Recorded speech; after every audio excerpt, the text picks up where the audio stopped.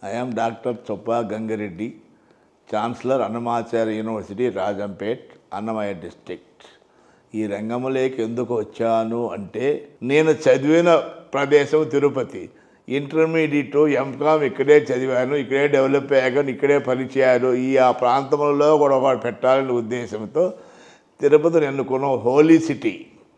అందులో అన్నమాచార్యుల వాళ్ళు రాజంపేట మా గ్రామంలో పుట్టి ఆయన పేరుతో పెట్టాము కాబట్టి ఆయన అక్కడి నుంచి బయలుదేరి తిరుపతికి వచ్చి దేవుడి దగ్గరికి వెళ్ళాడు అని ఎక్కడ పట్టినా ఫేమస్ ఆయన పాటలు గీతలు అన్నీ.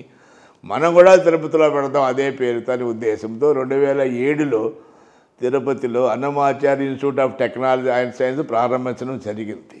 అంచెలంచెలుగా 250 మంది విద్యార్థులతో ఇప్పుడు 6000 మంది విద్యార్థులతో కళకళలాడుతున్న ప్రాంగణం. ప్రతి సంవత్సరము 60 to 70% ఉద్యోగాలు వస్తున్నాయి. మంచి ఫ్యాకల్టీ, మంచి ఇన్ఫ్రాస్ట్రక్చరు, అనువైన ప్రదేశము, 7 కొండల పాదాల చెంత ఈ కాలేజీని ఎస్టాబ్లిష్ చేయడం అదృష్టంగా భావించి ఇక్కడ ఎస్టాబ్లిష్ చేయడం జరిగింది. ఎక్కడికి వెళ్ళినా ఏ ఊరు నీది, ఏమి చదువుకున్నావు, ఎక్కడ చదువులు అనే ప్రశ్నలు జనరల్గా అడుగుతారు. ఆ విద్యార్థి I am student from Annamacharya engineering colleges అని చెప్పినప్పుడు అది మేము ఉన్నప్పుడు కలిగిన తృప్తి ఆనందానికి అవధులేవు. సో గ్రామీణ ప్రాంత విద్యార్థులను ఉద్దేశించే మేము ఈ కాలేజీ స్థాపించడానికి జరిగింది అని చెప్తున్నారు. మరి ఆ గ్రామీణ ప్రాంత విద్యార్థులకు మీరు ఏం చేశారు సార్ ఇప్పటి వరకు, అండ్ ఎలాంటి విద్యను అందించారు?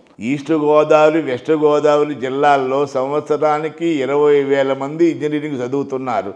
రాయలసీమ ప్రాంతంలో 2,000, 3,000 చదివేవాళ్ళు మేము ఎస్టాబ్లిష్ చేసినప్పుడు వీళ్ళను కూడా వీళ్ళంతవరకు ఎంకరేజ్ చేసి ఎక్కువ మంది ఇంజనీరింగ్ చదివే అలవాటు కల్పించాలనే ఉద్దేశంతో వాళ్ళందరికీ ఎంకరేజ్ చేసి, ఇన్స్పైర్ చేసి, మోటివేట్ చేసి ఇంజనీరింగ్ చదివితే ఇన్ని లాభాలు ఉన్నాయి, ఇన్ని ఉద్యోగాలు వస్తాయి, మీ జీవితం ఎలైన్మెంట్ వస్తుంది, మీరు సెటిల్ అయితే మీ ఫ్యామిలీ సెటిల్ అవుతుంది, మీ ఫ్యామిలీ సెటిల్ అయితే మీ జిల్లా సెటిల్ అవుతుంది, మీ జిల్లా సెటిల్ అయితే కంట్రీ డెవలప్ అవుతుంది.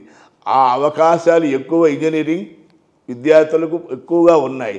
దానికి తోడు అదృష్టవశాత్తు ఇంజనీరింగ్ ఎడ్యుకేషన్ అన్ని ప్రభుత్వాలు కూడా వాళ్ళ ఇతోధిక సహాయం చేస్తున్నారు.